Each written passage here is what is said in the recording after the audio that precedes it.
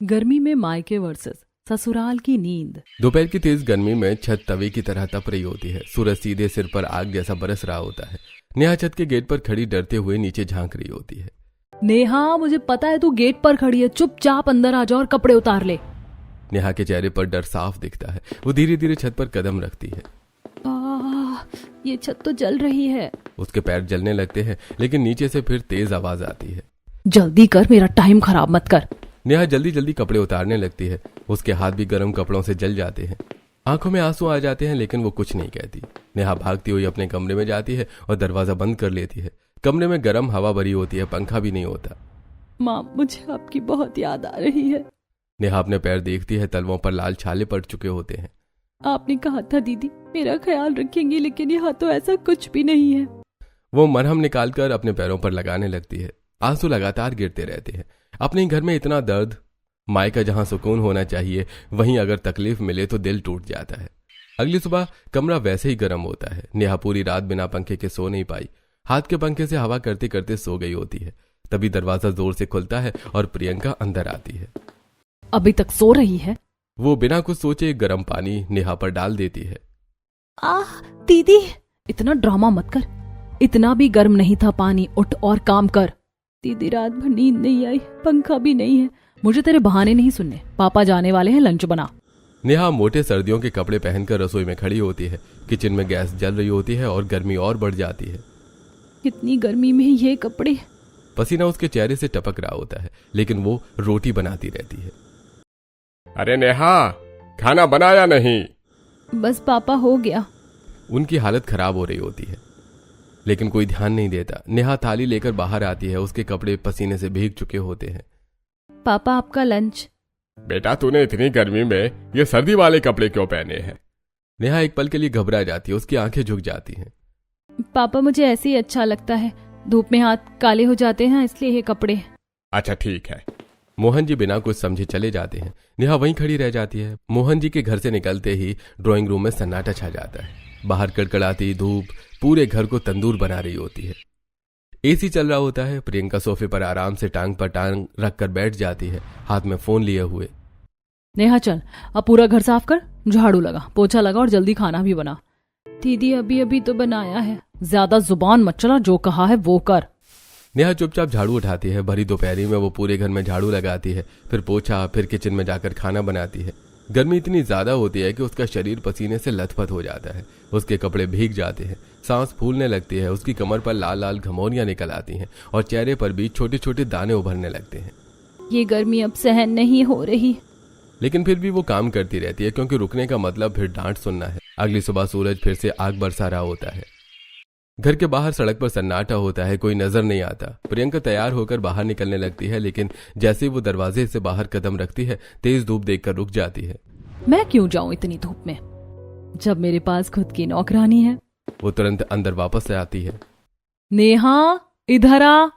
नेहा थकी हुई सी बाहर आती है। जी दीदी, जा बाजार से ये सामान लिया, मुझे नई डिश ट्राई करनी है। दीदी, बहुत धूप है, शाम को ले आऊं? चुप, हर वक्त बहाने बनाती रहती है, अभी जा। नेहा कुछ नहीं कहती, चुपचाप सामान का थैला उठाती और बाहर निकल जाती है। बाहर कड़कती धूप होती है। सड़क पर कोई नहीं, सिर्फ हवा, गरम और सन्नाटा। नेहा धीरे धीरे चल रही होती है। हर दिन हर वक्त एक नया दर्द देती है मेरी बहन। समझ नहीं आता, बहन है या सौतेली माँ। पसीना उसके चेहरे से लगातार बह रहा होता है। उसकी आंखें धूप से जलने लगती हैं। काफी देर बाद नेहा सामान लेकर घर लौटती है। उसके कदम लड़खड़ा रहे होते हैं। वो दरवाजे के पास पहुंचती है, पूरी तरह पसीने में भीगी हुई, चेहरा लाल, सांसें तेज। दीदी, सामान। मुझे तो कुछ नहीं बनाना था, मैंने तो तुझे बस परेशान करने के लिए भारी धूप में बाहर भेजा था। वो हंसते हुए वहां से चली जाती है। उसकी हालत देखकर किसी को भी कोई फर्क नहीं पड़ता। नेहा अंदर आती है और एक कोने में खड़ी रह जाती है। क्या सच में यही मेरा अपना घर है और अपनी बहन? अगली सुबह घर में शांति होती है। बाहर तेज धूप अपने पूरे जोर पर होती है। आज प्रियंका कॉलेज गई होती है और घर में सिर्फ नेहा होती है। दरवाजा खुलता है और उज्जवल बाहर से अंदर आता है। दीदी, आज आप अकेली हो घर पर? हाँ, आज दीदी कॉलेज गई हैं। चलो मैं तुम्हारे लिए खाना बना देती हूँ, बहुत भूख लगी है। अच्छा ठीक है दीदी, बना दो। नेहा जल्दी से खाना बनाकर उज्जवल को दे देती है और फिर चुपचाप अपने कमरे में चली जाती है। उज्जवल खाना खाकर नेहा के कमरे की तरफ जाता है। जैसे ही अंदर झांकता है, वो चौंक जाता है। दीदी, आप इस टूटे फूटे कमरे में क्यों बैठी हो? इतनी गर्मी है, पंखा भी नहीं चल रहा है। आदत हो गई है। नहीं, आओ मेरे कमरे में, वहां एसी चल रहा है। नहीं, दीदी को पता चला तो? आज कोई नहीं है, आ जाओ। दोनों उज्जवल के कमरे में जाते हैं। एसी की ठंडी हवा पूरे कमरे में फैल रही होती है। नेहा धीरे से बिस्तर पर बैठती है। उसके चेहरे पर पहली बार सुकून दिखता है। कितनी ठंडी हवा है। अब आराम करो दीदी। ठंडी हवा लगते ही दोनों की आंख लग जाती है। बाहर प्रियंका घर लौटती है। तेज धूप में खड़ी होकर बार बार बैल बजाती है। पता नहीं कहाँ मर गई है ये नेहा, इतनी देर से दरवाजा नहीं खोल रही है। गुस्से में वो अपने पर्स से दूसरी चाबी निकालती है और दरवाजा खोलकर अंदर आती है। प्रियंका सीधे कमरे की तरफ जाती है और देखती है कि नेहा और उज्जवल एसी में आराम से सो रहे हैं। उसका चेहरा गुस्से से लाल हो जाता है। बहुत मजे चल रहे हैं यहाँ। वो गुस्से में रसोई में जाती है, चिमटा उठाती है और उसे गैस पर गर्म करती है। फिर वो वापस आती है और बिना सोचे नेहा के हाथ पर गर्म चिमटा लगा देती है। दीदी, मैं इतनी गर्मी में बाहर खड़ी थी और तुम दोनों यहाँ मजे से सो रहे हो। आपकी हिम्मत कैसे हुई दीदी को ऐसे जलाने की? वो इस घर की नौकरानी नहीं है, वो मेरी बहन है। तू छोटा है, छोटा बनकर है, मुझसे ज्यादा जुबान मत लड़ाना। उज्जवल गुस्से में खड़ा रह जाता है लेकिन कुछ कर नहीं पाता। नेहा रोते हुए अपना हाथ पकड़कर बाथरूम की तरफ भागती है। वो जल्दी से बाल्टी में हाथ डालती है लेकिन जैसे ही पानी को छूती है पानी भी गर्म होता है, जैसे उबला हुआ हो। उसका हाथ और ज्यादा जल जाता है। कुछ ही पलों में पूरे हाथ पर सूजन आ जाती है और मोटे मोटे छाले पड़ जाते हैं। नेहा रोते हुए कमरे में जाती है। उसका हाथ कांप रहा होता है, आंखों से आंसू रुक नहीं रहे होते हैं।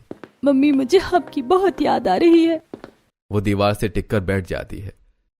काश आप यहाँ होती, मेरा ख्याल रखती। काश एक बार फिर से मुझे प्यार करती। मैंने दीदी के साथ ऐसा क्या किया है जो वो मुझसे इतनी नफरत करती है? जब मैं पैदा भी नहीं हुई थी तब आप घर छोड़कर चली गई थी, फिर भी वो मुझसे इतना गुस्सा और नफरत क्यों करती हैं? नेहा फूट फूट कर रोने लगती है। कई साल पहले का समय, वही घर, लेकिन माहौल बिल्कुल अलग। घर में शांति कम और लड़ाई झगड़े ज्यादा होते हैं। गर्मी की रातें और भी भारी लगती हैं क्योंकि घर में हर वक्त तनाव भरा रहता है। मोहन जी और मधुबाला के बीच हर दिन बहस होती रहती है। छोटी छोटी बातों पर भी आवाजें ऊंची हो जाती हैं। तुमसे एक काम ढंग से नहीं होता, हर चीज में कमी ही रहती है। मैंने क्या गलत किया है? हर बात पर गुस्सा क्यों करते हैं आप? बात धीरे धीरे इतनी बढ़ जाती है कि कभी कभी हाथापाई तक पहुंच जाती है। पापा, मम्मी को मत मारिए। छोटी प्रियंका ये सब अपनी आंखों से देख रही होती है। उसका दिल डर और गुस्से से भरता जा रहा होता है। उज्जवल बहुत छोटा होता है, कोने में खड़ा रो रहा होता है। एक दिन झगड़ा हद से ज्यादा बढ़ जाता है। मधुबाला का सब्र टूट जाता है। बस अब मैं इस घर में और नहीं रह सकती। अगर ये तीसरा बच्चा भी इस दुनिया में आया और इसे भी ये सब देखना पड़ा तो मैं जीते जी मर जाऊंगी। उस वक्त नेहा माँ के पेट में होती है। मधुबाला रोते हुए घर छोड़कर चली जाती है। बाहर की दुनिया में उनके पास कोई सहारा नहीं होता। कुछ दिनों बाद मोहन जी उन्हें ढूंढ लेते हैं और वापस घर ले आते हैं। लेकिन अब सब कुछ बदल चुका होता है। मोहन जी के दिल में मधुबाला के लिए नफरत भर चुकी होती है। अब बस घर में रहो, लेकिन मुझसे कोई उम्मीद मत रखना। अब बच्चों से तो बात करते हैं लेकिन मधुबाला से जैसे उनका कोई रिश्ता ही नहीं बचा होता। समय बीतता है और इसी बीच मधुबाला को कैंसर जैसी गंभीर बीमारी हो जाती है। मम्मी, आप अपना चेकअप करवा लो, ये ठीक नहीं लग रहा। बेटा, अगर इस नन्ही जान को जन्म देकर मैं मर भी जाऊं तो मुझे कोई दुख नहीं होगा। वो अपना पेट पर हाथ रखती है। लेकिन मैं इस आदमी से इलाज कभी नहीं करवाऊंगी। कुछ समय बाद नेहा का जन्म होता है लेकिन मोहन जी कभी अस्पताल नहीं जाते, ना ही अपनी बेटी को देखने की कोशिश करते हैं। वो बच्चों से प्यार करते हैं लेकिन मधुबाला से उनका कोई रिश्ता नहीं रह जाता। साल बीतते जाते हैं। नेहा अब 16-17 साल की हो चुकी होती है लेकिन मधुबाला ने कभी अपना इलाज नहीं करवाया। एक दिन अचानक उनकी तबीयत बिगड़ जाती है और उनके मुंह से खून निकलने लगता है। मम्मी, क्या हुआ आपको? जल्दी अस्पताल ले चलो। अस्पताल का माहौल, डॉक्टर की गंभीर आवाज, अब इनके पास ज्यादा समय नहीं है, ये आखिरी स्टेज में है। तीनों बच्चे अपनी माँ के आसपास खड़े होते हैं रोते हुए। मधुबाला धीरे धीरे वो अपनी बड़ी बेटी प्रियंका के हाथ पकड़ती है। बेटा, नेहा का ध्यान रखना। ये मेरी फूल जैसी बच्ची है, इसका दिल बहुत नाजुक है। बेटा, अपनी छोटी बहन का ध्यान रखना। वो तुमसे छोटी है लेकिन उसे हमेशा दीदी कहकर बुलाना। प्रियंका उम्मीद करती है कि मम्मी उससे भी कुछ कहेंगी लेकिन मधुबाला चुप हो जाती है। कुछ ही पलों में उनका हाथ ढीला पड़ जाता है। मम्मी। मोहन जी को कोई फर्क नहीं पड़ता, जैसे उनके लिए मधुबाला पहले ही खत्म हो चुकी थी। लेकिन उस दिन प्रियंका के दिल में कुछ टूट जाता है और एक नई भावना जन्म लेती है, नफरत। क्या मैं किसी के लिए कुछ नहीं थी? क्या मम्मी को मुझसे प्यार नहीं था? आखिरी समय में भी उन्हें सिर्फ नेहा की चिंता थी, मेरे लिए एक शब्द भी नहीं था। उनकी आंखों में आंसू होते हैं लेकिन दिल में गुस्सा भर जाता है और वही गुस्सा धीरे धीरे नेहा के लिए नफरत बन जाता है। कई साल बीत चुके होते हैं, घर का वही ड्राइंग रूम, लेकिन आज माहौल थोड़ा अलग है। टेबल पर मधुबाला की फोटो रखी होती है, सामने दिया जल रहा होता है। नेहा, प्रियंका और उज्जवल चुपचाप खड़े होते हैं। मम्मी, आज भी आपकी बहुत याद आती है। काश आप हमारे साथ होती। सब कुछ अलग होता आप रहती तो। तभी पीछे से मोहन जी की सख्त आवाज आती है। ये क्या कर रहे हो तुम तीनों? तीनों चौंक कर पीछे मुड़ते हैं। और ये तस्वीर मैंने तो इसे स्टोर रूम में रख दिया था, यहाँ कौन लाया इसे? पापा, ये हमारी माँ है। आप इनके साथ ऐसा भी कर सकते हैं, इन्होंने हमें जन्म दिया है, ये हमारी माँ है। हाँ पापा, ऐसा मत कहिए। तुम तीनों चुप हो जाओ, तुम्हें मैंने पाला है और वैसे भी ये औरत हमें छोड़कर भाग गई थी। वो गुस्से में फोटो उठाने लगते हैं। हटाओ ये सब बकवास यहाँ से। तीनों बच्चे चुप हो जाते हैं, आंखों में आंसू लिए और धीरे धीरे वहां से हट जाते हैं। वक्त धीरे धीरे आगे बढ़ता है। एक दिन घर में हलचल होती है। प्रियंका बेटा, आज तेरे लिए लड़के वाले आ रहे हैं, तैयार होकर रहना। जी पापा। नेहा कमरे में प्रियंका को तैयार कर रही होती है। दीदी, आप बहुत सुंदर लग रही हो। देख नेहा, मैं इस घर से शादी करके निकल जाऊंगी, मुझे बहुत अमीर परिवार मिलेगा और तू इसी घर में तड़पती रहेगी। दीदी, ये तो अच्छी बात है, आप अपनी नई जिंदगी शुरू करोगी। नेहा बिना कुछ सोचे सच्चे दिल से खुश होती है। नीचे ड्राइंग रूम में मेहमान बैठे होते हैं। राघव और उसके परिवार वाले सोफे पर बैठे होते हैं। नेहा जल्दी में बिना ज्यादा तैयार हुए चाय लेकर आती है। साधारण कपड़े में भी वो बहुत सुंदर लग रही होती है। ये लीजिए चाय। जैसे ही नेहा सामने आती है, सभी की नजरें उसी पर टिक जाती हैं। पापा। राघव के पिता ध्यान से नेहा को देखते हैं। थोड़ी देर बाद प्रियंका भी तैयार होकर नीचे आती है, लेकिन मेहमानों का ध्यान अब भी नेहा पर ही होता है। भाई साहब, अगर आप बुरा ना माने तो एक बात कहूं? जी कहिए। सच कहूं तो हमें नेहा बिटिया बहुत पसंद आई है। हम इस रिश्ते को नेहा के लिए आगे बढ़ाना चाहते हैं। ये सुनते ही कमरे में सन्नाटा छा जाता है। अरे कोई बात नहीं जी, जिस भी लड़की की जल्दी शादी हो जाए वही अच्छा है मेरे लिए। तो मेरी तो दोनों बेटी एक ही समान है। उसी वक्त नेहा और राघव का रिश्ता पक्का हो जाता है। प्रियंका ये सब सुनकर सन्न रह जाती है। उसकी आंखों में आंसू आ जाते हैं और वो गुस्से में अपने कमरे की तरफ चली जाती है। कमरे में पहुंचते ही वो गुस्से में सब कुछ तोड़ने लगती है। कपड़े, मेकअप, सामान सब इधर उधर फेंक देती है। सब इस नेहा से प्यार करते हैं, मुझे कोई प्यार नहीं करता। वो जमीन पर बैठ जाती है। एक रिश्ता मेरे लिए आया था, उस लड़के को मैं पसंद करती थी, वो भी इसने मुझसे छीन लिया। उसके दिल में सालों से दबा गुस्सा अब और बढ़ जाता है और नेहा के लिए उसकी नफरत और गहरी हो जाती है। अगले दिन सुबह घर के अंदर अजीब सा तनाव भरा माहौल होता है। प्रियंका के चेहरे पर जलन और गुस्सा साफ दिखाई दे रहा होता है। नेहा चुपचाप अपने काम में लगी होती है। नेहा डरते हुए उसकी तरफ देखती है। जी दीदी, आज तू पूरा दिन बाहर खड़ी रही, सुबह से लेकर शाम तक। जब तक मैं ना बोलूं घर के अंदर कदम नहीं रखेगी। दीदी, मैंने क्या किया? इतनी तेज धूप है, तूने क्या किया है?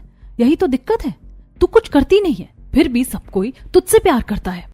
प्रियंका की आंखों में गुस्सा और दर्द दोनों होता है। एक रिश्ता मेरे लिए आया था और तूने वो भी मुझसे छीन लिया। दीदी, मेरी कोई गलती नहीं थी, अगर उन्हें मैं पसंद आ गई तो। चुप, ज्यादा जुबान मत चला, जा यहाँ से वरना भी थप्पड़ मार दूंगी। नेहा चुपचाप बाहर आकर खड़ी हो जाती है। तेज धूप उसके पूरे शरीर को जला रही होती है। जमीन से गर्मी की लपटें उठ रही होती हैं। उसके पैरों में पहले से पड़े छाले फिर से दर्द देने लगते हैं। माथे से पसीना लगातार बह रहा होता है। मैंने ऐसा क्या किया जो मुझे ये सब सहन करना पड़ रहा है? उसकी आंखों से आंसू गिरते हैं, लेकिन धूप इतनी तेज होती है कि आंसू भी सूख जाते हैं। वो घंटों तक वहीं खड़ी रहती है, बिना पानी, बिना सहारे, सिर्फ दर्द और मजबूरी के साथ। कुछ ही दिनों बाद घर में शादी की तैयारियां शुरू हो जाती हैं। नेहा की शादी राघव से तय हो चुकी होती है। घर में हलचल होती है, लेकिन नेहा के दिल में खुशी से ज्यादा डर होता है। जब मेरा मायका ही इतना दर्द भरा था तो ससुराल कैसा होगा? ससुराल में तो वैसे भी लड़कियां परेशान रहती हैं। शादी के बाद विदाई का समय आता है। नेहा की आंखों में आंसू होते हैं, लेकिन उनमें डर भी साफ दिखता है। दीदी, खुश रहना। हाँ, तू रो मत। प्रियंका दूर खड़ी होती है, उसके चेहरे पर अब भी सख्ती होती है। नेहा ससुराल पहुंचती है। घर के बाहर रंगोली बनी होती है, दरवाजे पर फूलों की सजावट होती है। जैसे वो कार से उतरती है, कमला देवी आगे बढ़ती है। आओ बहू, घर में स्वागत है तुम्हारा। सास प्यार से आरती उतारती है और नेहा का गृह प्रवेश कराती है। बेटा, अब ये घर भी तुम्हारा है, बिल्कुल अपने घर जैसा समझना। भाभी, अब आप आई हो तो घर में रौनक आ गई है। डरने की जरूरत नहीं है, मैं हूं ना। रात को नेहा अपने ससुराल के कमरे में खड़ी होती है। कमरा ठंडी हवा से भरा होता है, एसी चल रहा होता है, पर्दे हल्के हल्के हिल रहे होते हैं और बिस्तर मुलायम मखमल जैसा सजा होता है। नेहा अभी भी अपने भारी लहंगे में होती है और धीरे धीरे सोने की तैयारी कर रही होती है। अरे नेहा, तुम क्या लहंगे में ही सो जाओगी? जाकर नाइट सूट पहन लो। Night suit? मेरे पास तो कोई नाइट सूट नहीं है। अच्छा रुको, आज मैं तुम्हें अपना नाइट सूट दे देता हूँ, लेकिन कल हम शॉपिंग पर जरूर चलेंगे। बिना नाइट सूट के सोने में क्या मजा आता है। राघव अलमारी से अपना नाइट सूट निकालकर नेहा को देता है। नेहा धीरे से उसे लेकर बदलने चली जाती है। जब वो वापस आती है तो पहली बार खुद को हल्का और आरामदायक महसूस करती है। नेहा बिस्तर पर लेटती है, एसी की ठंडी हवा उसके चेहरे को छूती है, बिस्तर मुलायम होता है। ऐसा लग रहा है जैसे जन्नत में आ गई हूँ। इतना सुकून मैंने कभी महसूस नहीं किया। कहाँ मैं उस टूटे हुए कमरे में सोती थी और आज कहाँ आ गई हूँ। वो बिस्तर को हल्के से छूती है, जैसे यकीन ही नहीं हो रहा हो। राघव कुछ ही देर में सो जाता है, लेकिन नेहा की आंखों में नींद नहीं होती, बल्कि एक अजीब सी बेचैनी और खुशी होती है। वो बार बार उठती है, कभी खिड़की के पास जाती है, बाहर की ठंडी रात को देखती है। क्या सच में ये सब मेरा है? वो फिर से बिस्तर पर लेटती है, फिर उठ जाती है, जैसे उस सुकून को महसूस करने का मन ही नहीं भर रहा हो। सुबह की हल्की धूप कमरे में आती है, नेहा की आंख खुलती है, उसके चेहरे पर सुकून साफ झलकता है। कैसी रही नींद? ससुराल का पहला दिन था, मन थोड़ा अजीब हो रहा था, लेकिन नींद बहुत अच्छी आई। अरे कोई बात नहीं, कुछ दिनों में आदत हो जाएगी। अगले दिन सुबह नेहा रसोई में खड़ी होती है। गैस जल रही होती है और वो खाना बना रही होती है। गर्मी के कारण उसके कपड़े पसीने से भीग जाते हैं। तभी कमला देवी अंदर आती है। अरे बहू, इतनी गर्मी में तू अकेले काम क्यों कर रही है? मुझे आवाज लगा देती। कोई बात नहीं मम्मी जी, मुझे तो आदत है काम करने की। अरे ऐसे कैसे, चल बाहर चल। कमला देवी उसका हाथ पकड़कर उसे किचन से बाहर ले जाती है। जा थोड़ी हवा खाकर आ, ये सब्जी मैं काट देती हूँ। नेहा को बाहर बिठा देती है और खुद रसोई में जाकर काम करने लगती है। नेहा बाहर बैठी होती है, ठंडी हवा में उसकी आंखों में हल्की सी चमक होती है और दिल में एक सुकून होता है। क्या सच में ये मेरा घर है? अगली सुबह घर में शांति होती है। राघव ऑफिस जा चुका होता है। घर पर सिर्फ कमला देवी, प्रीतम जी और नेहा होते हैं। बाहर तेज धूप पूरे आंगन को तपा रही होती है। मम्मी जी, मुझे मार्केट जाना है, थोड़े कपड़े लेने हैं। ठीक है बेटा, चली जाना। मम्मी जी, मयंक तो घर पर नहीं है, मैं अकेले ही पैदल चली जाऊंगी। अरे नहीं बेटा, ऐसे कैसे पैदल जाएगी इतनी गर्मी में? हाँ बेटा, बाहर लोग डिहाइड्रेशन से चक्कर खाकर गिर रहे हैं। कमला देवी तुरंत आवाज लगाती है। अरे सोनू, अंदर आ, जल्दी दीदी को लेकर जा। कुछ ही देर में गाड़ी आ जाती है। नेहा पहली बार एसी वाली गाड़ी में बैठती है। कहाँ मुझे पहले पैदल जाना पड़ता था और आज गाड़ी में। उसकी आंखों में खुशी और हैरानी दोनों होती हैं। अगले दिन दोपहर को गर्मी अपने चरम पर होती है। नेहा रसोई में होती है और प्रीतम जी के लिए पानी लेकर जा रही होती है। अचानक उसकी चाल धीमी पड़ने लगती है। आंखों के आगे अंधेरा छाने लगता है। चक्कर आ रहा है। तभी उसके हाथ से गिलास छूटकर नीचे गिर जाता है और नेहा वहीं बीच रास्ते में गिर जाती है। ऊपर से राघव दौड़ता हुआ नीचे आता है। नेहा! वो तुरंत नेहा को उठाकर सोफे पर लेटा देता है। भाभी! देवर उसके चेहरे पर पानी के छींटे मारता है। नेहा को होश आता है। क्या हुआ बेटा, तू अचानक कैसे गिर गई? कुछ नहीं मम्मी जी, गर्मी में मुझे थोड़ी डिहाइड्रेशन हो जाती है, चक्कर आ जाते हैं, पहले भी हुआ है। बेटा, तुझे काम का प्रेशर लेने की कोई जरूरत नहीं है। बस बहुत हुआ। वो फोन मिलाते हैं। आज से घर में 3-4 नौकर लगेंगे। कुछ ही समय में घर में नौकर आ जाते हैं। आज से तू रसोई का कोई काम नहीं करेगी। हमें अपनी बहू को कोई दुख नहीं देना है। सभी लोग इधर उधर भागने लगते हैं। मैं कोल्ड ड्रिंक लाता हूँ। ये लो ठंडा पानी। ये ठंडे फल खा लो बेटा। कुछ ही पलों में टेबल पर ठंडी चीजों की भरमार हो जाती है। बेटा ये सब खा ले, ताकत आएगी। मम्मी जी, इतनी टेंशन की बात नहीं है, ये कभी कभी हो जाता है मुझे। लेकिन उसकी आंखों में आंसू आ जाते हैं। उसे यकीन ही नहीं हो रहा होता है कि उसकी कोई इतनी भी परवाह कर सकता है। यहाँ मेरी तबीयत भी किसी की जिम्मेदारी है। दोपहर की गर्मी पूरे घर को तपाने लगती है, लेकिन ससुराल का माहौल अलग होता है। कुछ ही दिनों में प्रीतम जी ने एक और फैसला लेते हैं। रसोई में भी एसी लगवा दिया जाता है। मम्मी जी, किचन में भी एसी? हाँ बेटा, तुझे गर्मी बहुत लगती है ना, इसीलिए सोचा यहाँ भी ठंडक होनी चाहिए। नेहा की आंखें भर आती हैं। ये लोग मेरी हर छोटी बात का कितना ध्यान रखते हैं। वहाँ तो मुझे कोई पूछता भी नहीं था। दीदी हर वक्त मुझसे काम करवाती रहती थी। अगले दिन नेहा थोड़ी उदास होती है। उसके चेहरे से साफ पता चल रहा होता है कि वो कुछ सोच में डूबी हुई है। वो चुपचाप रसोई में जाकर खाना बनाने लगती है। तभी कार्तिक धीरे से उसके कंधे पर हाथ रखता है। भाभी, आज आपको खाना बनाने की कोई जरूरत नहीं है। वो उसे पकड़कर बाहर सोफे पर बिठा देता है। आज मैं खाना ऑर्डर कर देता हूँ। हाँ बेटा करते, वैसे भी कभी कभी बाहर का खाना भी खा लेना चाहिए। आज तो छुट्टी है हमारी बहू की। नेहा हल्की सी मुस्कुराती है। उसे पहली बार लगता है कि वो इस घर में सच में खास है। रात को नेहा और राघव अपने कमरे में बैठे होते हैं। ठंडी हवा चल रही होती है।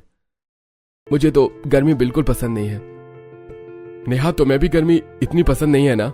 हाँ, मुझे तो ठंडी जगह बहुत पसंद है, जहाँ बर्फ पड़ती हो, जहाँ मैं खुलकर सांस ले सकूं और बस मजा ही मजा हो। राघव उसे ध्यान से देख रहा होता है। अरे तो चलो कल ही मनाली चलते हैं। अरे नहीं, मैं तो बस ऐसे ही बोल रही थी। इतना अचानक प्लान, मम्मी पापा क्या कहेंगे? मम्मी पापा कुछ नहीं कहेंगे। मेरी बीवी का मन है तो हम जरूर जाएंगे। वैसे भी इस गर्मी से छुटकारा मिल जाएगा। अगले दिन नेहा और राघव मनाली पहुंच जाते हैं।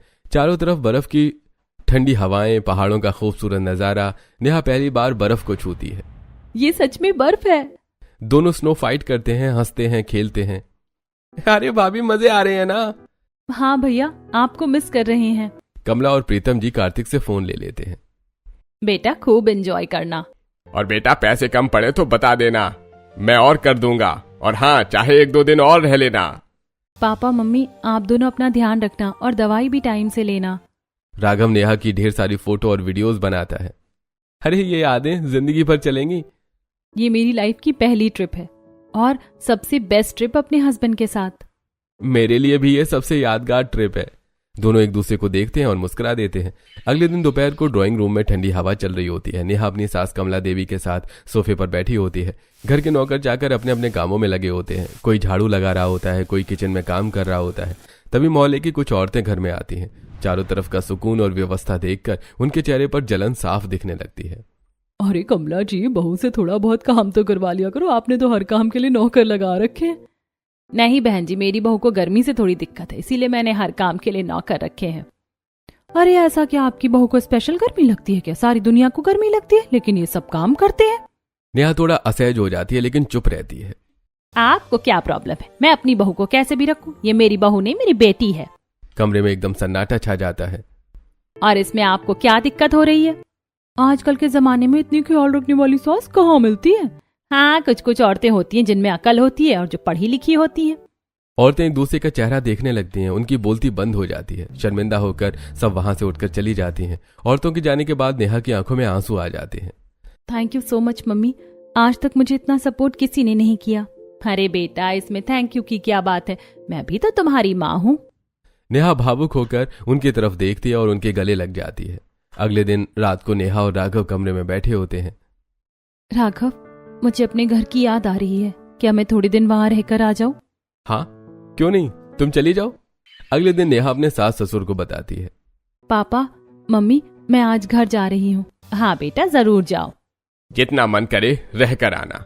राघव खुद नेहा को गाड़ी में बिठाकर मायके छोड़ने जाता है। जैसे ही नेहा अपने मायके पहुंचती है, दरवाजा खुलते ही उज्जवल दौड़ कर आता है। अरे मेरी प्यारी दीदी आ गई। वो नेहा को गले लगा लेता है। अरे मेरी बेटी आ गई, आओ यहाँ बैठो मेरे पास। नेहा हल्की मुस्कान के साथ बैठ जाती है। दूर खड़ी प्रियंका सब देख रही होती है। उसका चेहरा गुस्से और जलन से भरा होता है। उसकी स्किन भी अब खराब हो चुकी होती है। चेहरे पर दाने और थकान साफ नजर आती है। आ गई फिर से हमारे घर का नाश करने? नहीं दीदी, मैं तो बस आप लोगों से मिलने आई हूँ। मेरा बहुत मन कर रहा था आप सबसे मिलने का। नेहा की आवाज में सच्चाई होती है, लेकिन प्रियंका के दिल में अभी भी वही पुरानी नफरत जल रही होती है। नेहा अपने मायके में 3-4 दिन के लिए रहने आई होती है। शुरुआत में सब ठीक लगता है, लेकिन धीरे धीरे वही पुराना माहौल लौटने लगता है। प्रियंका के चेहरे पर फिर से जलन और गुस्सा साफ दिखाई देने लगता है। एक दिन नेहा अपने कमरे में बैठकर राघव से फोन पर बात कर रही होती है। हाँ राघव, यहाँ सब ठीक है।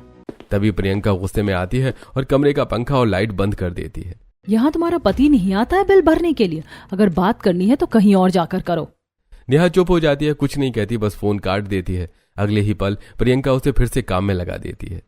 चल झाड़ू लगा और फिर किचन भी साफ करो और खाना बना। दीदी, अब ये किसी और के घर की बहू है। ये यहाँ आराम करने आई है, आपका काम करने नहीं। तू चुप रह, थोड़ा काम कर लेगी तो क्या हो जाएगा। एक दिन नेहा झाड़ू लगा रही होती है। प्रियंका चुपके से फर्श पर गरम गरम पानी बिखेर देती है। नेहा अनजान होकर पोछा लगाने लगती है। जैसे ही उसका हाथ फर्श पर पड़ता है, आह! उसका हाथ जल जाता है। दीदी! वो गुस्से में प्रियंका की तरफ देखता है। आपकी हिम्मत कैसे हुई मेरी बहन के साथ ऐसा करने की? बहुत टॉर्चर कर लिया आपने, अब और नहीं। तू हट यहाँ से, आज मैं इसे बताऊंगी। वो डंडा उठाकर नेहा की तरफ बढ़ती है। इसकी वजह से मेरी पूरी जिंदगी खराब हुई है। तभी मोहन जी वहां आ जाते हैं। बेटा तू ये क्या कर रही है? वो तेरी छोटी बहन है। हाँ, मैं मारूंगी इसे। पापा, इसे जो करना है करने दो, मैं अभी जीजू को फोन करता हूँ। वो तुरंत राघव को फोन करता है। थोड़ी देर बाद राघव अपने परिवार के साथ घर पहुंचता है। क्या हुआ उज्जवल, इतनी जल्दी क्यों बुलाया? जीजू, दीदी नेहा पर बहुत अत्याचार करती हैं। आज तो इन्हें मारने वाली थी, इसलिए मैंने आपको बुलाया। राघव का चेहरा गुस्से से भर जाता है। मैं आपको बड़ी दीदी समझता था, लेकिन मुझे क्या पता था कि आप नेहा के साथ इतना गलत करती हो। नेहा चुपचाप खड़ी रहती है, आंखों में आंसू लिए।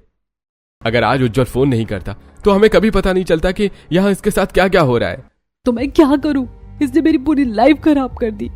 जिस दिन से मेरी लाइफ में आई है, सब लोग इससे ही प्यार करने लगे। माँ, भाई, पापा, यहाँ तक कि मेरी शादी भी तुमसे हो सकती थी, लेकिन तुम्हें भी इसने मुझसे छीन लिया। कमरे में सन्नाटा छा जाता है। दीदी, माँ का नाम मत लीजिए। वो मेरी वजह से घर नहीं छोड़कर गई थी। उस वक्त पापा का व्यवहार बहुत बुरा था। मोहन जी सिर झुका लेते हैं। मैं आज भी उस बात के लिए तड़पता हूँ। मैंने तुम्हारी माँ से माफी भी मांगी थी। प्रियंका वहीं बैठकर रोने लगती है। ना मेरी शादी हुई, ना मेरी जिंदगी आगे बढ़ी। सब लोग अपनी जिंदगी में खुश हैं, बस मैं ही यहाँ रह गई हूँ। दीदी, आप टेंशन मत लो, सब ठीक हो जाएगा। नेहा, आज के बाद तुम्हें इस घर में आने की कोई जरूरत नहीं है। जो लोग तुम्हें दुख देते हैं वो तुम्हारा परिवार नहीं होते। नेहा एक बार अपने घर को देखती है, आंखों में आंसू होते हैं, लेकिन इस बार मजबूरी नहीं समझदारी होती है। राघव उसका हाथ पकड़ता है और उसे अपने साथ ले जाता है। कुछ समय बीत जाता है। घर का माहौल पहले से ज्यादा काफी बदल चुका होता है। नेहा अपने ससुराल में खुश रहती है, लेकिन उसके दिल में अपनी बड़ी बहन के लिए अब भी वही प्यार होता है। एक दिन नेहा अपने पिता के पास आती है। पापा, मैंने दीदी के लिए एक अच्छा रिश्ता देखा है। लड़का बहुत अच्छा है, परिवार भी अच्छा है। क्या उसने तेरे साथ इतना बुरा किया, फिर भी तू ये सब करेगी? पापा, वो मेरी बहन है, और अगर बहन ही बहन का साथ नहीं देगी तो कौन देगा? मोहन जी की आंखों में गर्व और पछतावा दोनों आ जाते हैं। धीरे धीरे शादी की तैयारियां शुरू हो जाती हैं। घर में फिर से रौनक लौट आती है। नेहा हर काम खुद संभालती है, मेहमानों को ध्यान, सजावट, खाना, सब कुछ। दीदी, आप तो सच में इस घर की लक्ष्मी हो। प्रियंका दूर खड़ी ये सब देखती है। उसकी आंखों में पछतावा साफ दिखता है। शादी बड़ी धूमधाम से होती है। मंडप सजा होता है, पंडित मंत्र पढ़ रहे होते हैं और प्रियंका के फेरे पूरे हो जाते हैं। अब विदाई का समय आता है। सबसे भावुक पल, प्रियंका रोते हुए नेहा के पास आती है और उसे गले से लगा लेती है। दीदी, आप मेरी बड़ी बहन हो। माँ के बाद मेरे लिए सबसे इम्पोर्टेंट आप ही हो। ये सुनकर प्रियंका जोर जोर से रोने लगती है। आई एम सो सॉरी, मैंने तेरे साथ बहुत गलत किया। मुझे तेरे लिए सहारा बनना चाहिए था, लेकिन मैंने तुझे ही दर्द दिया, और तूने फिर भी मेरी जिंदगी सुधारने के बारे में सोचा। नेहा उसके आंसू पोंछती है और प्यार से उसका हाथ पकड़ती है। दीदी, मुझे आपकी किसी बात का बुरा नहीं लगा, क्योंकि आप मेरी अपनी हो, और अपने लोग चाहे कितना भी दर्द दे दें, दिल उनसे नफरत करना सीख ही नहीं पाता। सभी लोग भावुक हो जाते हैं। रिश्तों की असली खूबसूरती बदले में नहीं बल्कि माफी में होती है, और जहाँ माफी होती है वहीं से एक नई शुरुआत होती है। मैं दुनिया की सबसे लकी बड़ी बहन हूँ, जिसे तुझ जैसी छोटी बहन मिली है। फिर प्रियंका पापा और भाई के गले लगती है।